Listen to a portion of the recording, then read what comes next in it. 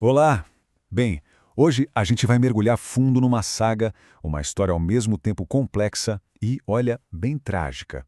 A história de um planeta chamado Xylos. É sobre ascensão, queda, mas acima de tudo é um verdadeiro manual sobre as formas mais sofisticadas de manipulação que se pode imaginar. E claro, sobre a incrível resiliência de um povo. E tudinho mesmo começa com uma pergunta que é a chave de tudo. Pois é, essa é a questão que norteia toda a saga de Xylos. Porque a resposta, olha, não está em naves de guerra, não está em exércitos, está em algo muito mais sutil e, por isso mesmo, muito mais devastador: a conquista silenciosa da mente e do espírito. Então, o ponto de partida é esse. A gente pode chamar de tragédia original. O povo de Xylos, conhecido como os Luminions, perdeu justamente aquilo que os definia, sabe? A sua conexão ancestral, aquela coisa profunda com o próprio planeta. E foi essa desconexão, essa brecha, que abriu a porta para todo o desastre que viria a seguir.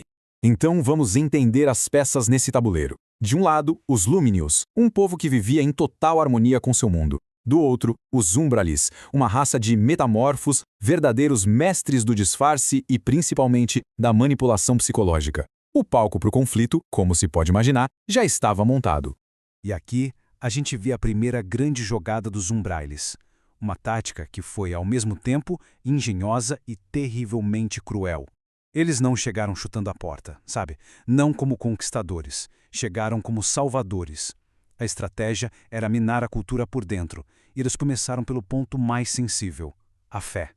E olha só a precisão dessa manipulação, é impressionante. Primeiro eles se infiltraram e se passaram por deuses, criando toda uma religião falsa em torno deles. Mas o ponto crucial, o pulo do gato deles foi ridicularizar ativamente a intuição dos Lúminos, aquela ligação natural que eles tinham com Xylos. Ao fazer isso, foi como se eles anestesiassem o povo todo. Os Lúminos simplesmente pararam de sentir a dor do seu próprio planeta enquanto ele era, bem, explorado e transformado num gigantesco complexo industrial, tudo para o benefício desses novos deuses. Só que mesmo com todo esse controle, a resistência começou a brotar, a surgir. E os Umbralis, sendo os mestres da manipulação que eram, não foram para o confronto direto, de jeito nenhum. Em vez disso, eles mudaram o foco. Usaram aquela tática clássica, sabe? Dividir para conquistar.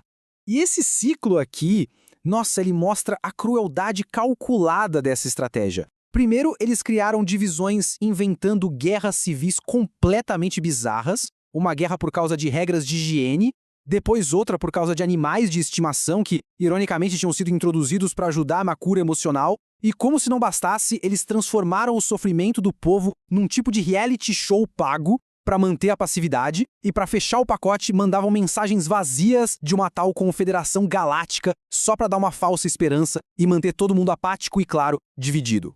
Isso mesmo, duas guerras civis inteiras, travadas por motivos que a gente pode chamar de triviais, para não dizer ridículos. O resultado?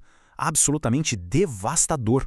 A população foi dizimada, mas não pelos invasores. Eles se dizimaram entre si. E com isso, o controle dos Umbralis se tornou praticamente total. Bem, a opressão chegou no seu nível máximo, no controle absoluto. Mas é exatamente aqui que a história dá uma virada. Uma reviravolta cheia de ironia e muito poderosa. Porque eles criaram o que parecia ser a prisão perfeita, só que eles subestimaram o espírito daquilo que eles aprisionaram. É isso mesmo. O plano final era literalmente uma matrix gigantesca. Bilhões de seres foram aprisionados numa realidade virtual, numa simulação, para que sua energia vital fosse colhida. Era uma forma de escravidão, em escala cósmica. E aqui vem a grande ironia, o ponto crucial da virada. Dentro da própria prisão virtual, ecos do planeta Xylos original começaram a aparecer. E essa memória ancestral, esse fantasma na máquina, como a crônica diz, começou a fazer o impensável: curar as doenças mentais, tipo ansiedade e depressão, que os próprios Umbralis tinham implantado como códigos de controle. A arma de controle deles virou, na verdade, a ferramenta de cura. A libertação, então, veio de dentro, liderada por dois heróis, que eram meio Luminius. E a jornada deles foi algo quase inimaginável. Eles viajaram por 8 bilhões de anos em tempo suspenso. Isso dentro da simulação. Para finalmente, com um código super complexo, conseguir desmontar a prisão de dentro para fora e libertar todo o povo. Mas como a gente já percebeu nessa saga, a liberdade raramente é o fim da história. Ela veio com um novo tipo de controle.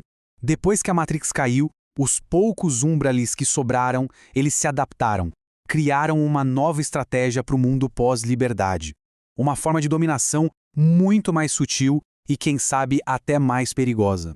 Vamos entender o que é essa tal de Guerra das Mil Desas. Basicamente, os 3 Umbrales que restaram agora usam algoritmos, inteligência artificial para jogar lenha na fogueira em debates sobre trivialidades. Coisas como disputas sobre dietas, gosto musical, até a cor da aura de alguém. São coisas pequenas que, quando amplificadas por esses algoritmos, acabam dividindo a sociedade e impedindo que qualquer união de verdade aconteça. É o controle pelo ruído constante, pela distração.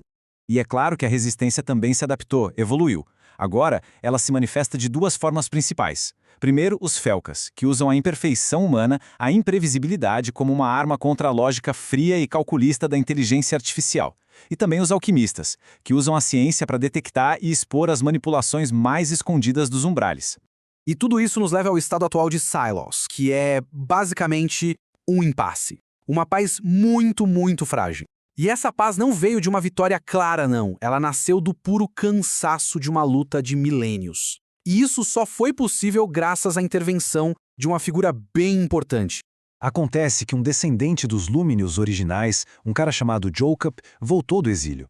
E olha que interessante, operando da Lua, ele usa pulsos de luz para tentar acalmar a histeria em massa que a Guerra das Mil Desas gera. Recentemente, ele iniciou uma batalha psíquica gigantesca que causou algo que o relato chama de queimaduras existenciais nos Umbralis, forçando eles a encarar a própria corrupção. O resultado disso tudo? Uma exaustão mútua. Os 2 lados chegaram no limite, o que levou a esse cessar-fogo tenso que a gente vê agora. Então, quando a gente olha para trás, o que se vê é um ciclo brutal, né? Os métodos de controle foram evoluindo, da religião falsa para a guerra civil, daí para a prisão tecnológica da Matrix e agora para a divisão por algoritmos. Mas, ao mesmo tempo, em paralelo, a resiliência do povo e as formas de resistência também foram ficando cada vez mais sofisticadas. Isso tudo nos deixa com a grande questão em aberto. Essa paz, que nasceu da exaustão total, é uma chance de verdade para reconstruir tudo? Ou será que é só uma pausa, sabe, um respiro, um breve momento de calma antes que os manipuladores encontrem uma nova brecha, uma nova fraqueza para explorar nas cicatrizes que essa longa história deixou? A saga de Shilos, pelo visto, ainda está longe de ter um ponto final.